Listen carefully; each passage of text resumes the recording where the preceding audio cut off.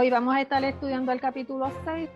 Es bien importante que entremos sobre el tema de las 70 semanas. Daniel 9:27 mencionaba que Benjamín dio un estudio muy bueno sobre las 70 semanas, y si alguien, ¿verdad?, quieren mayor información, pues pueden acudir a esa presentación que hizo Benjamín. Vamos a dar lectura a Daniel 9:24 al 27. 70 semanas están determinadas sobre tu pueblo y sobre tu santa ciudad para terminar la prevaricación y poner fin al pecado y expiar la iniquidad, para traer la justicia perdurable y sellar la visión y la profecía y ungir al santo de los santos.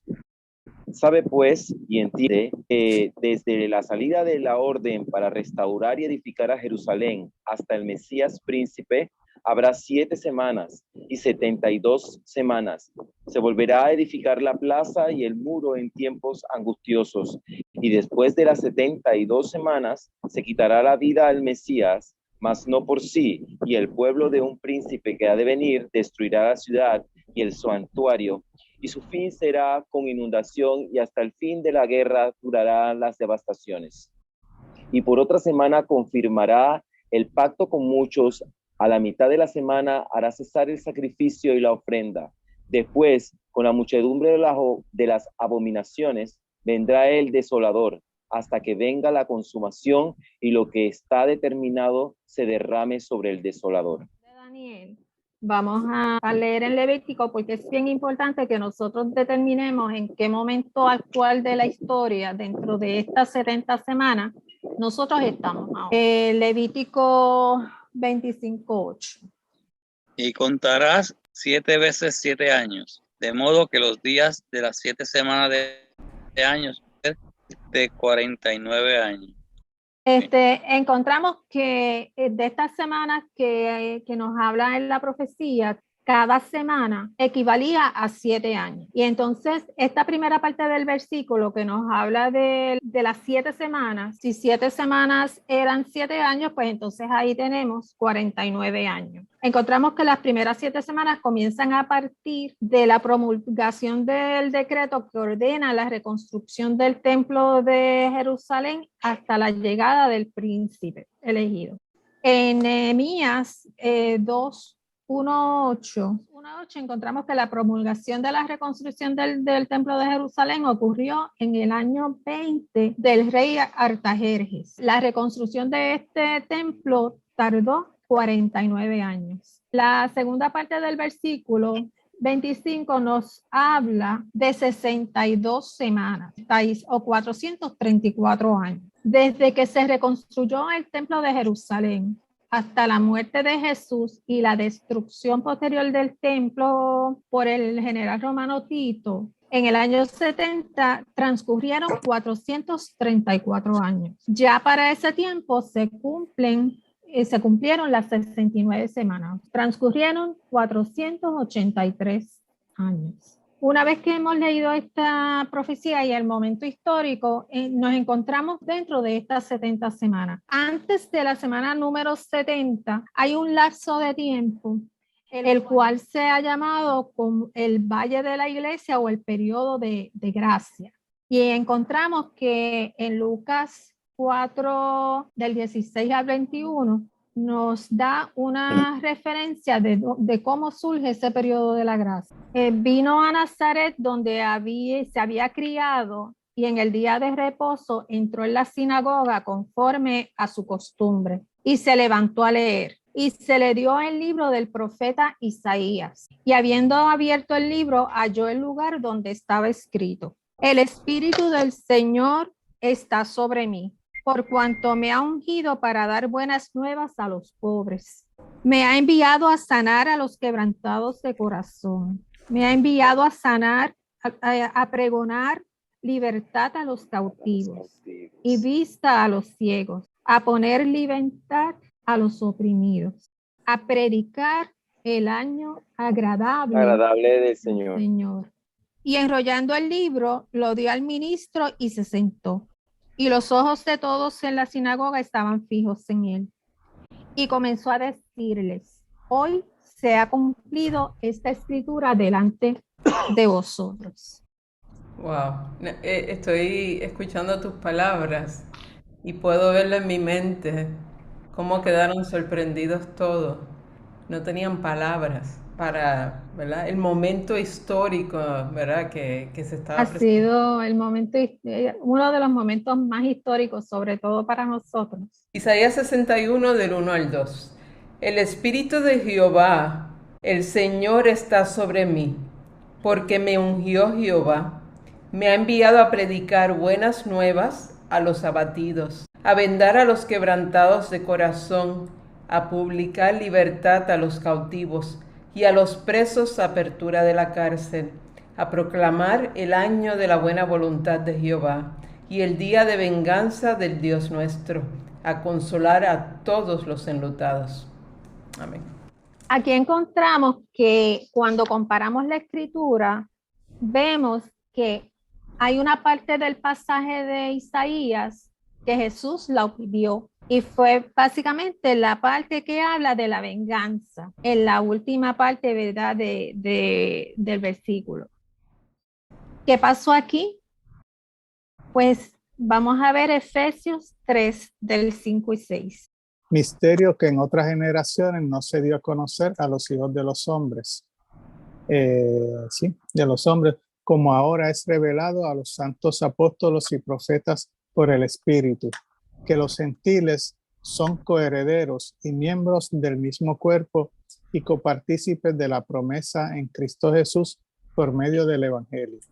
Aquí, como decía Ruth, es algo bien maravilloso porque es un momento tan histórico, o sea, es el momento en que se nos habla de este misterio que se dio que a los profetas antiguos no se les dio a conocer, los profetas del Antiguo Testamento no lo conocieron y viene Jesús a revelarlo a los gentiles, o sea, a los apóstoles y a los profetas de Dios en el Nuevo Testamento, o sea, el misterio no revelado es que a los gentiles, en otras palabras, a nosotros, somos coherederos del reino de los cielos. Jesús, por gracia, nos permitió ser coherederos del reino de los cielos y nos dijo que teníamos que creer en Él, pero que teníamos, cuando leemos la Gran Comisión, nos dice que teníamos que ir y predicar el Evangelio, teníamos que hacer su voluntad.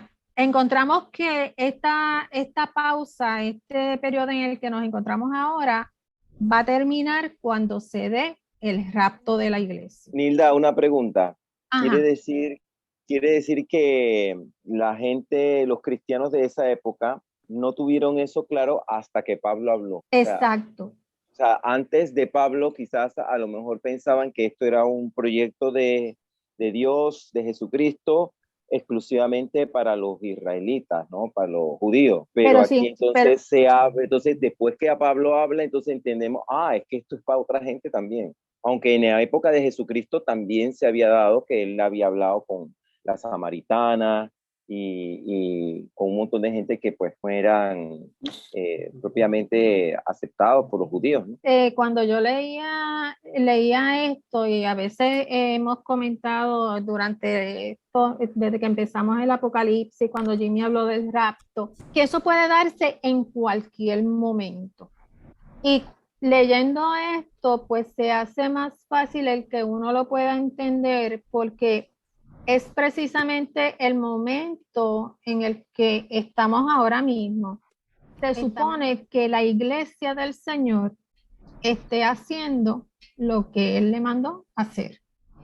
Satanás está haciendo su trabajo para traer la maldad, para traer el engaño, pero entonces también le corresponde a la iglesia del Señor hacer lo propio y predicar ese evangelio. En cualquier momento, ¿verdad? Como discutía Jimmy, el rapto y el levantamiento de la iglesia se puede dar.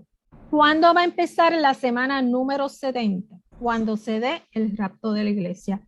Y como hemos mencionado, pues eso puede suceder en cualquier momento, no sabemos cuándo. Se le presentó al apóstol Juan una visión donde se le muestra un libro que estaba escrito por ambos lados. Y este libro, que solamente el Cordero de Dios era digno de abrir, contenía 7 sellos. Y cada uno de esos sellos contiene un misterio diferente. Vamos a ver que este es principio de la semana número 70 es el preámbulo de la culminación del plan de Dios, que lo vemos culminado cuando estudiemos Apocalipsis 19. En estos primeros 7 sellos aparecen los 4 caballos con sus respectivos jinetes. Uno blanco, uno color rojo, color bermejo, un caballo negro y un caballo amarillo pálido. Entonces ahora vamos a entrar de lleno. El primer sello, que es el caballo blanco. Apocalipsis 6 del 1 al 2. Dice, mientras miraba, el Cordero rompió el primero de los 7 sellos que había en el rollo. Entonces oí que uno de los 4 seres vivientes decía con voz de trueno, ven. Levanté la vista y vi que había un caballo blanco y su jinete llevaba un arco y se le colocó una corona sobre la cabeza.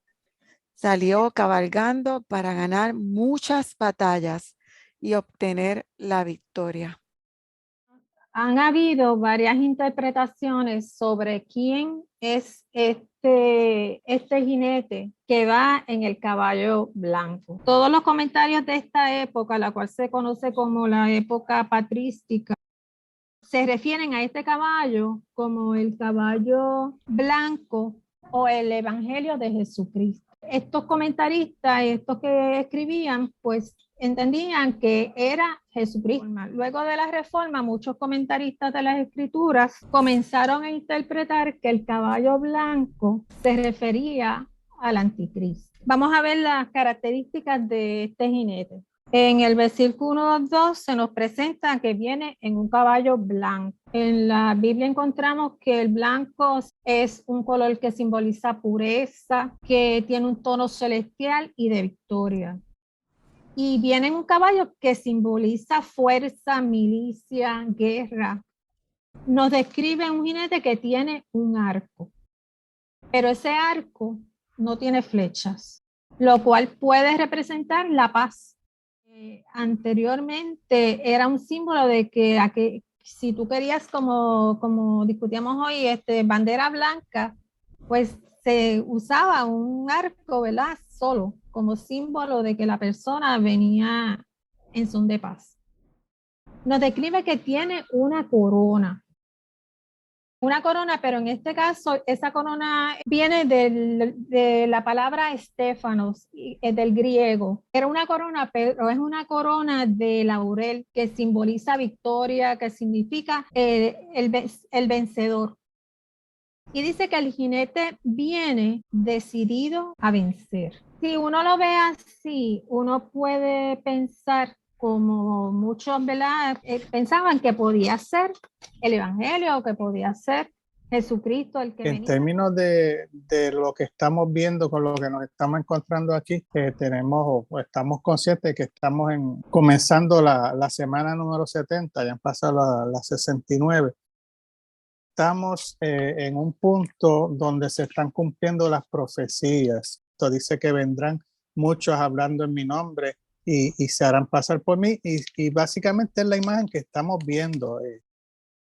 La figura de esta es un imitador de Cristo, o sea, no es casualidad que venga en un caballo blanco, que venga con corona, que venga con el arco sin flechas, porque a llenar esa expectativa que el pueblo tenía del Mesías. Veamos que en la época de Jesús, a él no lo recibieron, o sea, Jesús vino a los suyos y los suyos no lo recibieron porque ellos estaban esperando un libertador humano, un libertador que los liberara del yugo de Roma, que hiciera las cosas que ellos estaban esperando.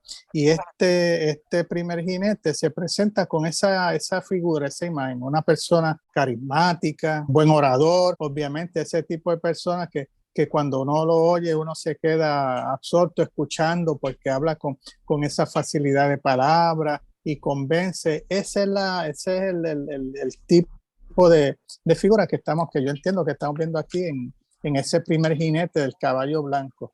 y pues Mirla pues seguirá más adelante, pero básicamente ese tipo de estrategia de engañar al mundo que lo está recibiendo. Hace tratar de presentarse como el Mesías esperado, por lo tanto va a tratar de imitarlo en todo y así es que engaña a la gente y lo reciben, porque él se hace pasar como una persona en paz a resolver los problemas de este mundo y que vamos a que al principio apoya al pueblo de Israel hasta va a construir el templo y todo eso, ¿verdad? Para engañarla al pueblo, porque recuerda que él viene de Satanás y Satanás esa es su característica principal, que es un engañador. Sí, lo he escuchado yo desde que estaba chiquito, ¿no? En la iglesia, pero se supone que Jesucristo cuando murió en la cruz venció la muerte. Se nos ha dicho hasta la saciedad que el diablo ha sido vencido a través de esa muerte en la cruz, ya fue vencido. Entonces me llama la atención que los verbos que están aquí están hablando de venciendo.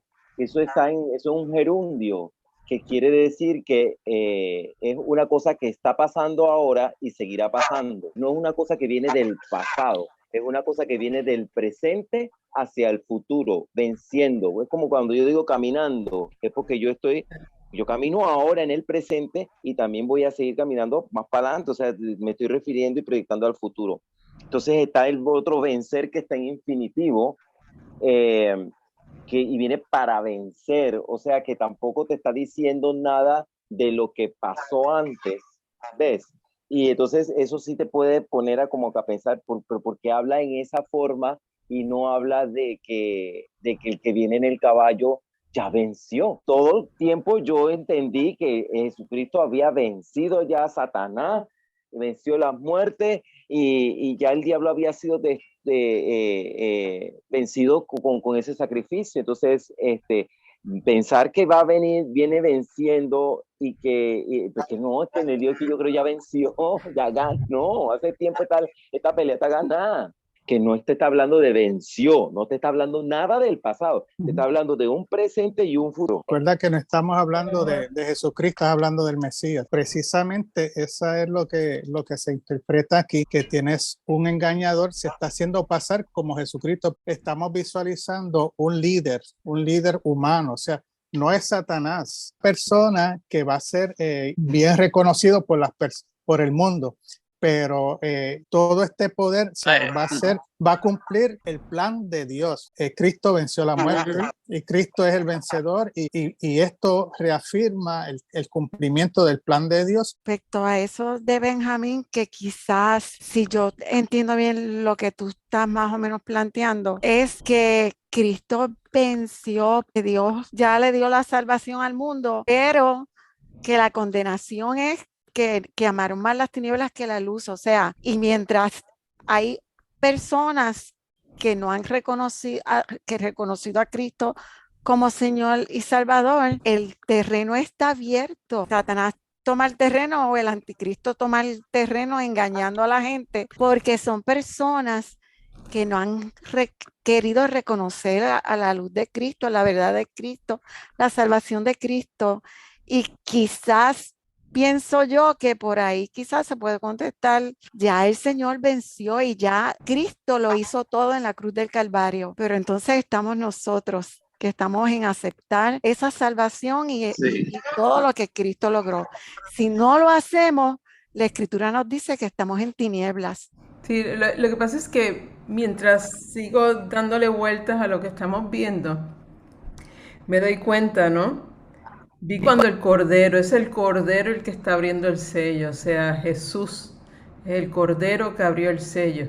Y cuando veía lo que Nilda nos leía en Lucas, que es la profecía de Isaías, la realidad es que pasa como cuando hay cosas escondidas y el Cordero de Dios llegó a abrir todas estas cosas que estaban incorrectas para los judíos, que nadie sabía, ¿verdad? Porque pues obviamente los judíos, ¿verdad?, tenían esta serie de reglas ¿verdad?, a los feligreses. Todo el mundo tenía que seguir lo que decía la ley de Moisés, interpretaban la ley de Moisés como ellos entendían.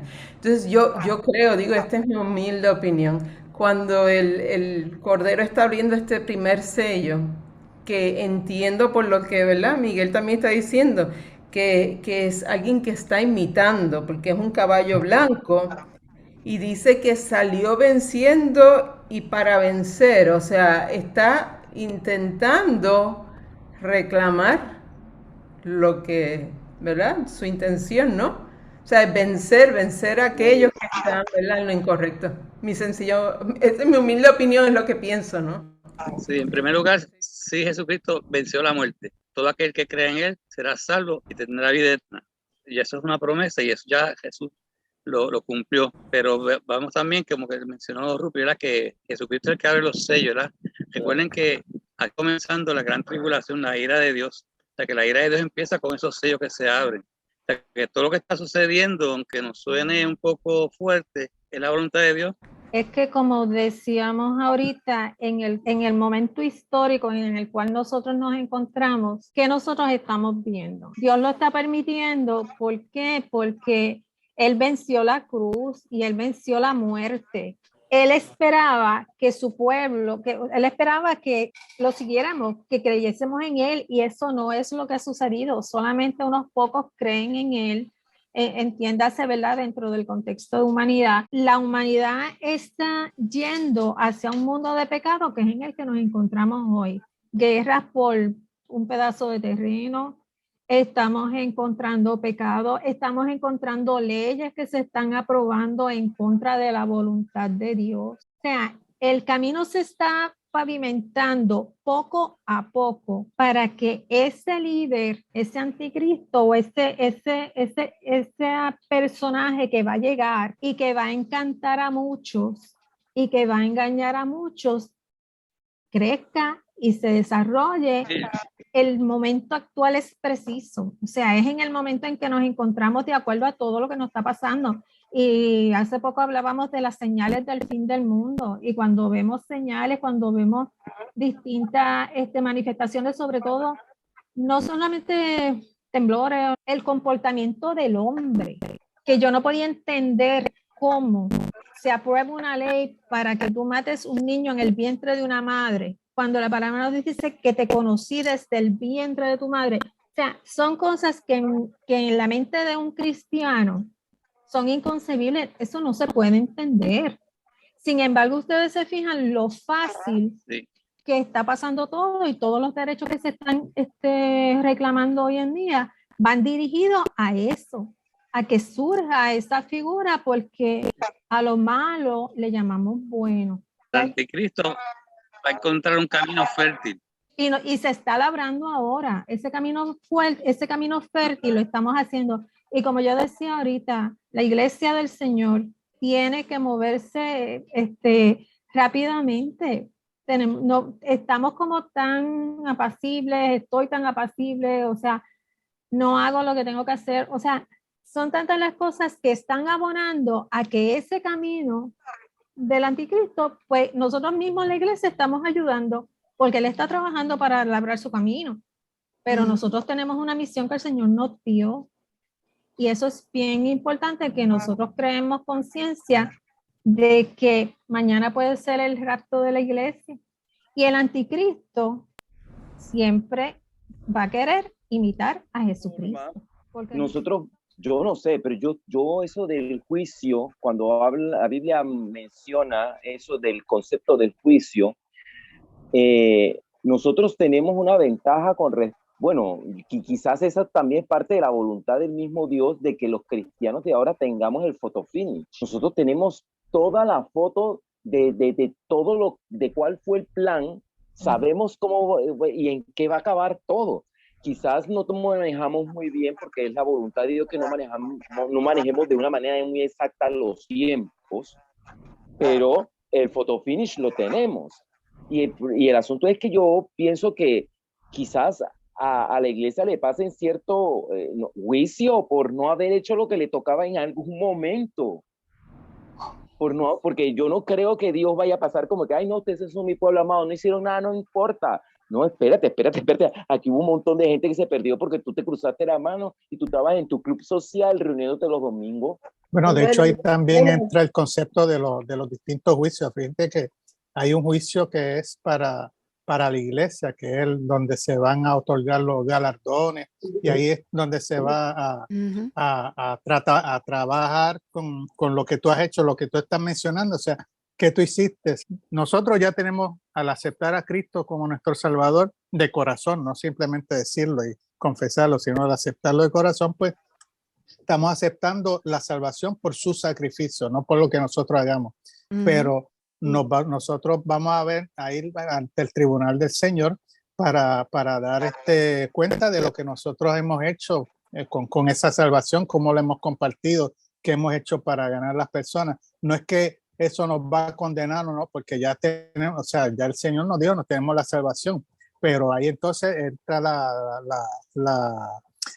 la parte de las coronas y los galardones que cada cual, porque como decíamos, yo no sé si fue nosotros en una discusión anterior o si fue en un estudio, pero que yo creo que el mismo Benjamín mencionaba que, o sea, yo no aspiro a estar al lado de Gille Ávila, porque él, o sea, tendrá unos galardones y estará, pero yo voy a estar satisfecho porque voy a estar en la presencia del Señor y voy a recibir de acuerdo a lo que yo he hecho. Yo y ese juicio de los galardones pudiéramos compararlo con la entrega de grados en las graduaciones y el alto honor y el honor y la mención honorífica y qué sé yo.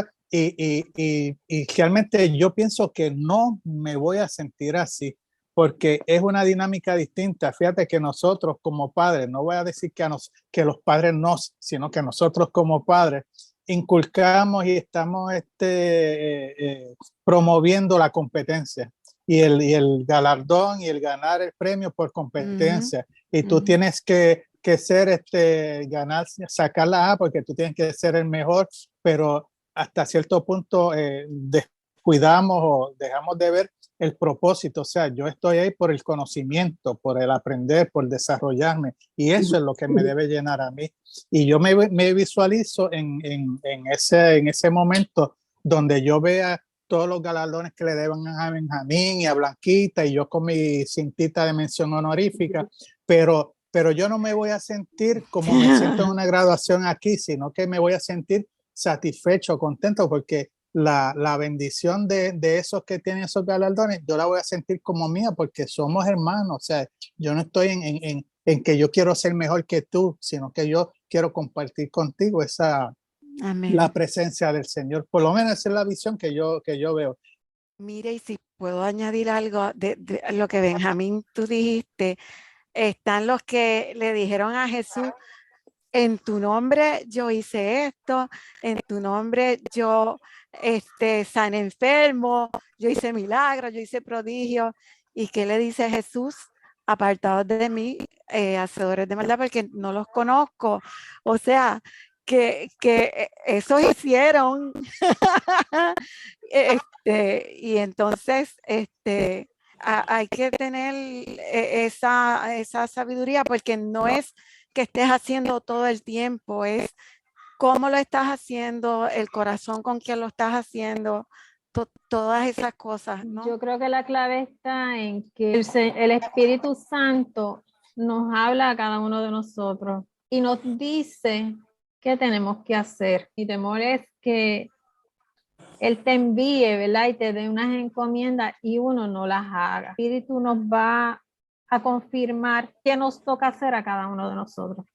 Y yo creo que en ese juicio que menciona Miguel de la iglesia, ¿verdad? De nosotros, ahí es donde Él, pues, conforme a lo que el Espíritu nos haya dicho y conforme a lo que nosotros hayamos hecho o no hayamos hecho, tendremos que dar cuenta de todas estas cosas. Antes de continuar, yo estaba pensando en la responsabilidad de nosotros como creyentes, y también, por lo menos acá en Perú, el porcentaje evangélico somos mínimos, ¿no? Somos un 14%, quién sabe. Yo antes de conocer a Cristo no tenía ni la menor idea que era el arrebatamiento. Me acuerdo que a mi hija le contaron la historia. Esa responsabilidad quedó en mí, de que la gente, por ignorancia, del conocimiento de la palabra se pierde, porque hay mucha religión. Entonces, el impartir el evangelio, que la gente pueda aceptar al Señor y que el Señor pueda quitar la venda de sus ojos como lo hizo con nosotros, sí es nuestra responsabilidad a diario y nada nos puede limitar.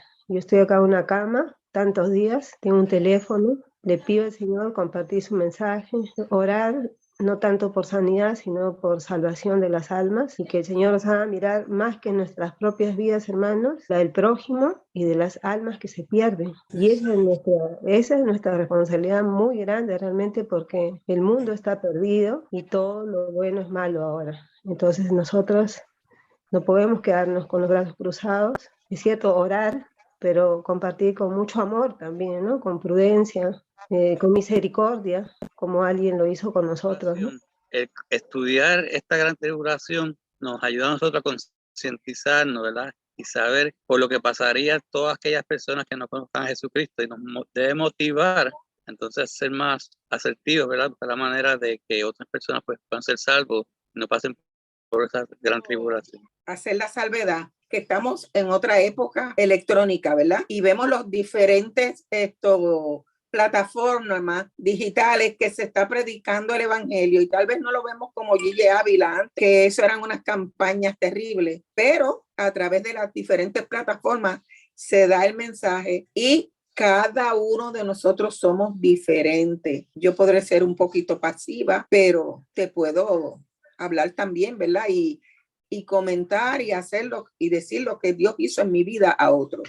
Amén. Sí, es importante y muy puntual el dar el testimonio. Nosotros muchas veces nos enfocamos en predicar y qué voy a predicar. No, mira, el Señor nos llamó a que contemos a otros lo que el Señor ha hecho en mi vida. Esta experiencia que nosotros tenemos y le doy gracias al Espíritu Santo de Dios que puso en Jimmy el que hiciéramos esta dinámica de compartir el estudio del libro de Apocalipsis.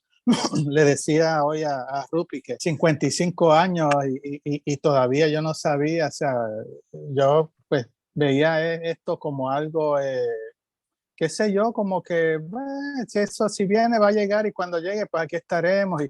Pero la importancia, como dice Ángela también, de uno compartir, o Jimmy creo que lo mencionaba, uno compartir el mensaje, la responsabilidad que tenemos, porque o sea, yo no quiero pasar por la gran tribulación, yo acepté al Señor Jesucristo y mi esperanza es que yo cuando Él llegue, pues yo me voy a levantar con Él, pero yo no quiero que a los míos, ni siquiera a mis amistades, que nadie pase por eso.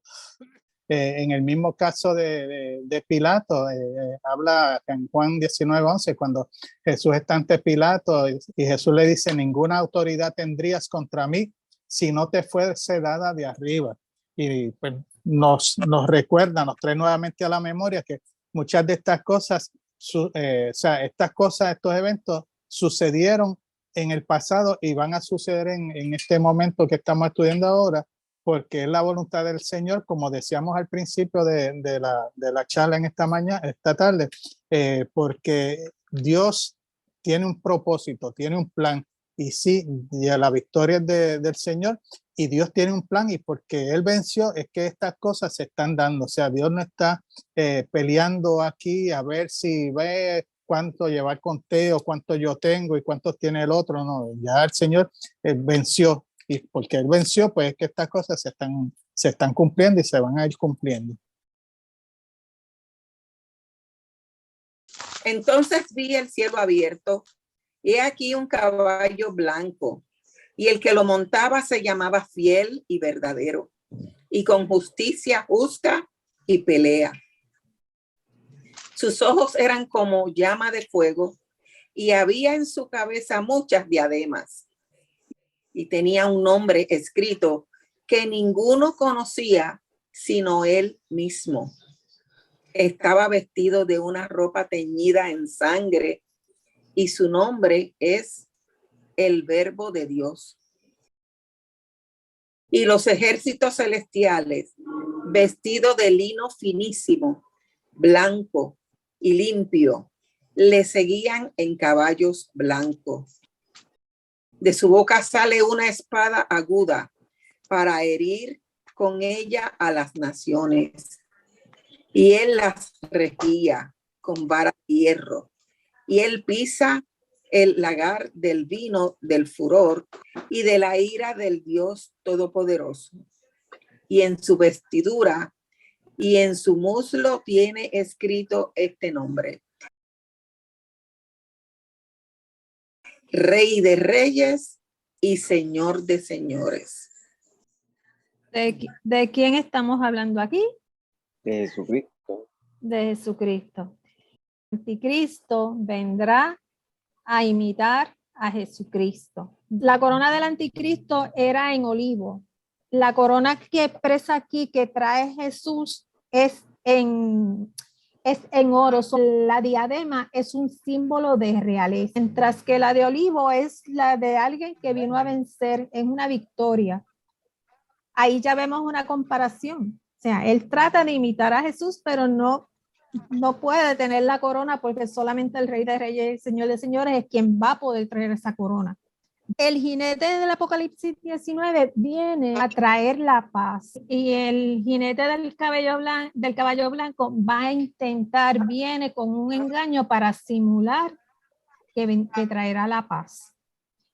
Decíamos ahorita que esta va a ser un personaje que se va a distinguir, va a ser muy conocedor en política y demás, y va a ir creciendo y se va a ir acercando, y va a llegar un momento en que va a tomar una prominencia y le va a ser más fácil engañar. Satanás mismo le va a dar el poder. Me paré sobre la arena del mar y vi subir del mar una bestia que tenía 7 cabezas y 10 cuernos, y en sus cuernos 10 diademas, y sobre su cabeza un nombre blasfemo. Y la bestia que vi era semejante a un leopardo, y sus pies como de oso, y su boca como boca de león. Y el dragón le dio su poder y su trono y grande autoridad. O sea, que vemos que ese poder que él va a tener ya es Satanás quien le va a dar ese poder a él para que él pueda realizar toda la misión que vamos a ver ahorita que está por realizar. Este jinete blanco es el que va a empezar la gran tribulación. ¿Y cuándo va a comenzar? Luego del arrebatamiento de la iglesia. Vamos a verlo en 2 de Tesalonicenses 2, del 7 al 8. Cuando comience la gran tribulación, ya el rapto se habrá dado. Y una vez se dé el rapto, la presencia del Espíritu Santo no va a estar en la tierra. Por eso es que se dice también que no va a haber paz, porque una vez el Espíritu Santo abandone la tierra y la iglesia sea levantada, pues aquí, pues ¿qué vamos a tener? Vamos a tener caos, vamos a tener guerra, vamos a tener toda la culminación de este camino que hoy en día se está preparando. Vamos a ver cuáles son las características del anticristo. Tenemos que va a ser una persona carismática, encantadora. Tiene que ser agradable a la vista, la presencia. Porque una persona que no sea carismática, que no tenga ese poder de convocatoria, que no hable mucho, no va a llegar a conectarse con las personas, no va a ser ese líder mundial que se espera. El caos y la situación en que se va a encontrar va a ser tal que la gente va a pensar que ha llegado esta persona que va a poder solucionar los problemas del mundo.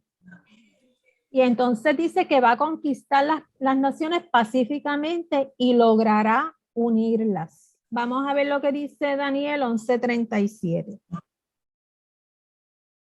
Del Dios de sus padres no hará caso, ni del amor de las mujeres, ni respetará a Dios alguno, porque sobre todo se engrandecerá. Del Dios de sus padres no hará caso. Y el Dios de sus padres, recuerda que ese mensaje está enviado ¿Dirigido a a los judíos. quién? El mensaje está dirigido a los judíos.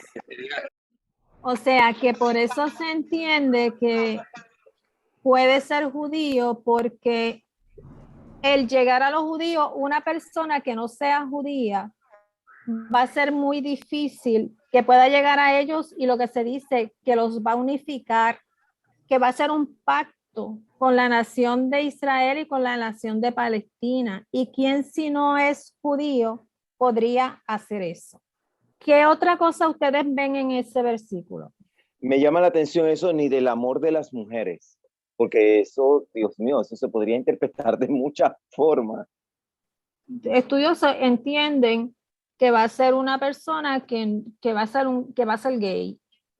Okay. O sea, y por lo que dice aquí la palabra, ni del amor de las mujeres, porque fíjense que el movimiento está creciendo mucho en el mundo, y algo que mencionaba en uno de los comentaristas que estaba escuchando y leyendo, que va a haber una rebelión del hombre contra Dios. Dios creó el hombre en el sexto día y nos creó ¿verdad?, a su imagen y semejanza, pero el hombre siempre ha estado en contra, ha habido una rebelión con Dios, y será aceptado por todas las naciones, gobiernos, partidos políticos, científicos, grandes pensadores y las instituciones mundiales más renombradas. Será considerado como el salvador del mundo. Ahí vemos que también, como él quiere imitar a Jesucristo, vino a imitarlo, vino a que las personas crean que él es el Salvador. Va a ser un engañador, va a promover el mal y la iniquidad. Y esto lo vemos en 2 de Tesalonicenses 2, del 9 y 10. A veces las palabras pueden llevar a pensar que puede haber unas tendencias, ¿no? De que esta persona sea una persona que ame a su propio sexo, pero no necesariamente. Para darte un ejemplo, ¿no? Por la Iglesia Católica, ¿no? El sacerdote es una persona que no, ¿verdad?, se deja influenciar por una mujer. Así que, ¿verdad?, tenemos que tener cuidado que a lo mejor no vaya a ser que pensemos que estas son estas características y terminemos viendo, ¿verdad?, que tal vez la referencia es una persona que realmente se abstiene de la mujer.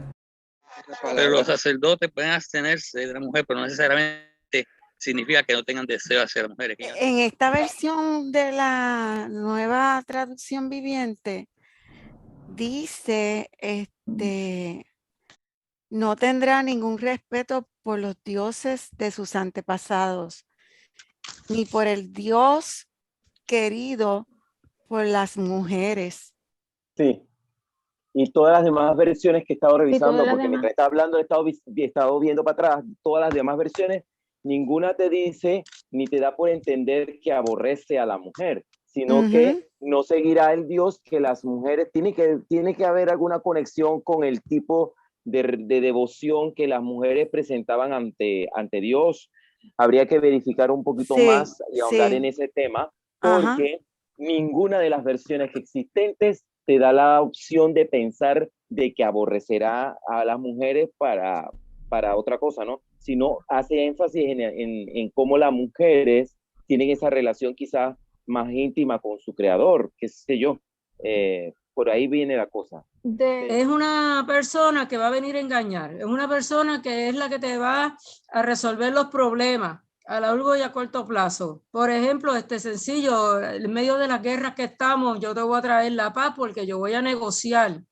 En medio de los problemas que hayan de salud o de pobreza, pues yo te voy a resolver porque yo voy a poner, vamos a poner un servicio de salud universal y yo te lo resuelvo.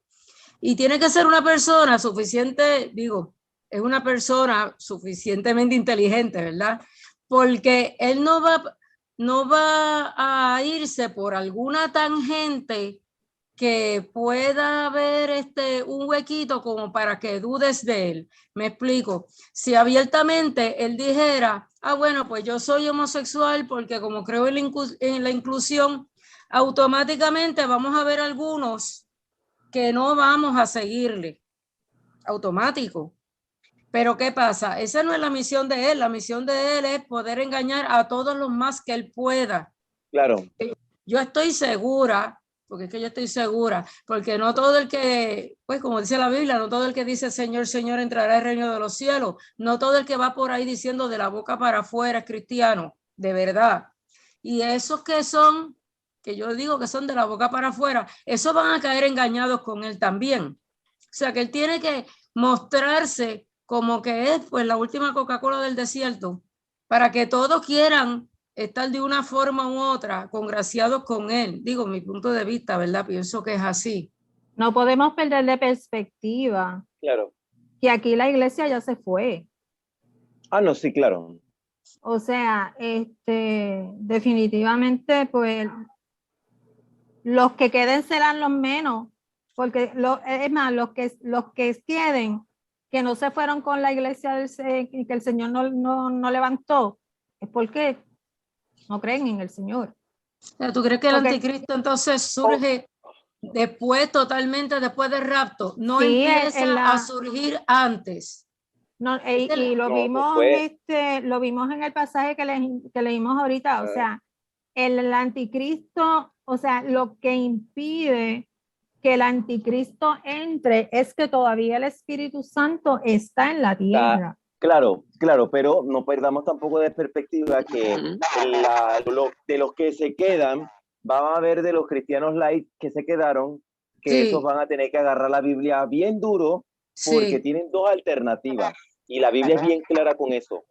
Uno, usted va a tener que ponerse a predicar y va a entender que si se quedó y le toca predicar el evangelio, le va a tocar, va a ser 5 veces más difícil, 10 veces más difícil, porque entonces va a estar arriesgando su vida. Acuérdate que también está el asunto de los sellos, que la gente tiene que estar sellada. Los que van a quedarse con esa tarea de seguir predicando el evangelio, tienen que tratar de huir de esos sellos, de no ser sellados. Y la única otra alternativa que ellos tienen es morir por causa del evangelio. Y así ellos obtendrán la redención y podrán entonces evitarse irse al infierno. Pero tienen dos opciones: evitar que te selles y entonces quedarte vivo para cuando venga el Señor nuevamente, o que mueras en el cumplimiento de tu deber por causa del evangelio. Esas son las dos únicas opciones. Esas dos únicas opciones, y es la responsabilidad que le toca a los laicos que se queden. A los laicos que se queden, porque tienen conocimiento de palabra, y va a ser su responsabilidad, puedes hablarle a otra gente porque el Señor quiere que la gente que se queda también se salve. Nilda, yo quería decir algo. Yo pienso que el creyente es creyente, que hay muchas personas que oyen la palabra que emocionalmente pueden creer que son creyentes. Y yo pienso que puede haber creyentes carnales, qué sé yo, pero el que no es creyente, no es creyente, y ese se va a quedar. Puede haber estado entre nosotros, puede haber oído el mensaje, y creo que en ese momento va a tener la certeza que lo que oyó era la verdad y no creyó en su momento. O sea, ese es mi punto de vista. Y que tenga la oportunidad ahí tendrá la oportunidad de ver que realmente estaba equivocado y que ahora sí va a costar mucho, ¿no? Pero yo personalmente no creo que un cristiano o no hizo su profesión de fe y no es creyente, porque no creo que el Señor escoja así a sus hijos. O sea, Él sabe ya quiénes van a ir a su presencia y quiénes no. No hay de dos tintas, me parece, ¿no? Es mi opinión. Pero sucede que después de que pase todo esto, de los que se quedan, no es que no va a pasar, lo vamos a ver más adelante en los próximos capítulos, se va a seguir predicando el evangelio, pero no lo puede predicar el evangelio una persona que no sepa algo, por lo menos que no tenga una Biblia en su mano, pero va a haber una persecución a esas personas. Hay gente que ha escuchado el evangelio, claro, de memoria la Biblia, y no es creyente. Yo he podido conversar con gente que conoce 10 veces más yo la palabra, pero al final no son creyentes. O sea, se apartaron, se fueron, se separaron y mostraron que realmente no son hijos de Dios en este tiempo, ¿no? Y quizás la palabra puede ser la obediencia. El que creyó y obedeció, y el que creyó y siguió haciendo lo que le dio la gana sin prestar atención a lo que la palabra le estaba diciendo, y a lo mejor ahí puede marcar una diferencia, ¿no? Sí, lo importante es que no olvidemos que en el momento del anticristo, la iglesia ya habrá sido arrebatada y el Espíritu Santo no estará, y los que queden serán con las características que ustedes acaban de mencionar, pero serán mucho más fáciles de engañar por esta persona que viene.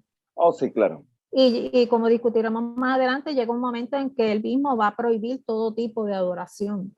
Nilda, ¿puedo hacer una preguntita? Porque como yo no estuve, yo sí vi la presentación de Jimmy, la primera parte, pero todavía no he visto la segunda parte de lo de ¿cómo es el levantamiento de la iglesia?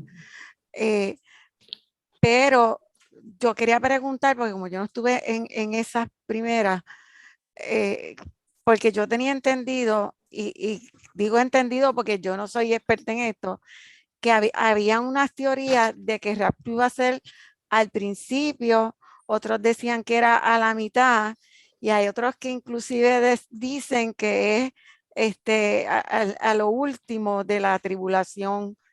Entonces, sí, dependiendo en que ustedes ubicaron este rapto, si al principio o dónde, pues podemos entender un poco también estas cosas que estuvieran pasando, ¿no?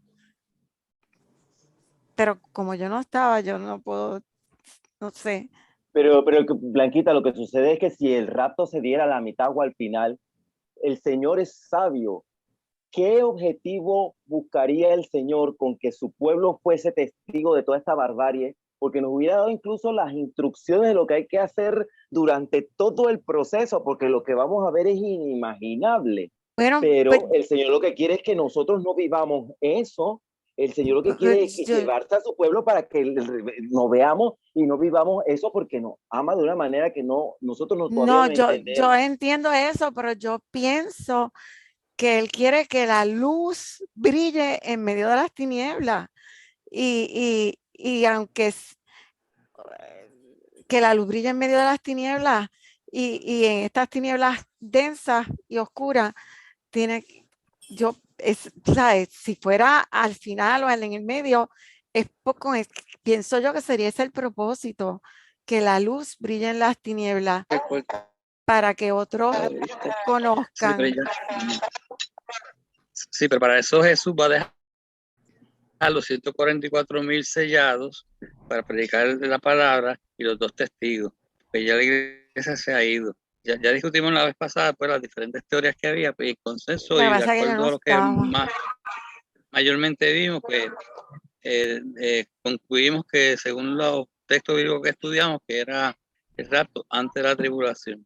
Pero vamos a ver más tarde cuando Nilda siga en la su asignación, presentación, que va a haber unos 144,000 judíos sellados que Dios le da encomienda de llevar el evangelio. Recuerda que básicamente esta tribulación es para los judíos, y por supuesto hay un montón de gentiles que se quedaron aquí, ¿verdad? Que también van a estar de escuchar ese mensaje. Vamos a leer 2 de Tesalonicenses 2, 9, 10. Inicuo, cuyo advenimiento es por obra de Satanás, con gran poder y señales y prodigios mentirosos, y con todo engaño de iniquidad para los que se pierden, por cuanto no recibieron el amor de la verdad para ser salvos. Aquí vemos, ¿verdad?, que va a ser uno que va a promover el mal y que va a promover la iniquidad. Con él comenzará el periodo de la tribulación y será el último y más terrible dictador satánico que habrá habido. Y él gobernará sobre los hombres como un falso Mesías y conducirá a los hombres a una organización en una organización y una rebelión contra Dios. Porque muchos vendrán en mi nombre y afirmarán, yo soy el Mesías, y engañarán a muchos. Amén. De acuerdo con la profecía de Daniel, el anticristo establecerá un pacto con Israel y con Palestina. Este acuerdo va a traer una paz y permitirá la construcción del templo. Y los protegerá de sus enemigos. Este pacto durará media semana o 3 años y medio, y eso lo encontramos en Daniel 9:27, que ya lo leímos ahorita, ¿verdad? Pero tenemos que recordar que ahora mismo los judíos no tienen mezquita, no tienen templo donde adorar, porque fue destruido. El emperador, el general Tito lo destruyó en el año 70. Y ellos muchos se fueron, se siguieron yendo a otros lugares y no tienen ese lugar donde puedan unirse, donde puedan hacer su servicio, sus cultos, los votos que ellos hacían. De manera que él va a lograr que se dé esta unión y que se reconstruya el templo. Cuando esto suceda, los judíos van a creer en él, van a creer que verdaderamente él es el Mesías que ellos estaban esperando. Y entonces esto va a pasar durante la primera mitad de la semana, que estaríamos hablando de 3 años y medio. Se van a establecer unas confederaciones y demás, ya estamos, ¿verdad?, casi cortitos en tiempo, y alianzas entre los países, pero vamos a ver que este personaje va a tomar una prominencia mundial, va a ser uno respetado y todas las naciones le entregarán, muchas de las naciones que quizás el domingo que viene lo podemos ver, las confederaciones, las uniones de países que van a ver, le van a entregar su poder.